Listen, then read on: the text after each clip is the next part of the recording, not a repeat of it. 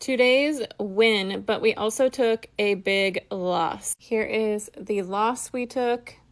The date on there, the 30th, which today is the 30th. So looking back at this now with price, the way it was moving, I almost am like, how in the world did I even take a loss? But right here, this was my loss, which is fine. It happens. It's part of trading. You need to be able to accept a loss and then continue with your trading journey. So we took that loss and then we made a huge win. So I'm going to show you guys how I did that. So first things first, when I get on the charts, I'm looking at London highs and lows. This indicator shows me that easily where London highs and lows are lying. So here's London, the low, and then the high is up here. So I have these marked out on my chart. So we opened up extremely bearish and we had very, very similar price action to yesterday's price action.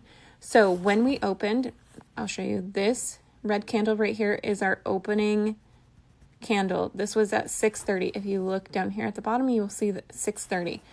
This is a 5-minute chart. So we opened up bearish and then we had this wick up and then continuation. So I just want to show you guys, if we look at yesterday's price action, we had very similar. Oops, sorry, I had to click out of something. Okay, so very similar, push down, wick up, and then, big continuation. So let's go back today. This is what had happened right here. So push down, wick up, and then a continuation. So I stopped myself out in this trade, unfortunately. And I also had turned orb on because we were later in the trade. Fridays just are tough for me. I think just in my mindset, I need to get over that, which, will come with time, more time behind the market or behind the screen. So that is what happened there with that. But then I turned on my orb and I decided to try another trade. And I shouldn't have because, we're looking for London lows. We were right here at this zone and then price, for London wicked all the way down here. And look, we almost wicked all the way down there. So then I decided, okay, you know what?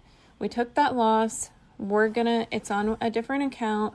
We're just going to go on our other account, and I see all this buying pressure step in. So huge buying pressure. What do? Turn off my orb, drop down to the 1 minute. I have my zone set, and I'm looking for an entry. Here's our huge push up into this zone, a pullback, and then a continuation. Exactly what we're looking for. Pullback, a continuation. At this time also, I'm looking at ES. So here's our ES chart. Very similar price action. A little bit more smooth, if you will. And it helps me to be confident in taking my trade. So this is where we saw that continuation in the push and I got into the market. And then we took it up to this zone because, again, I'm looking for London highs. So we took it up to right here. I had my take profit set right in between this zone.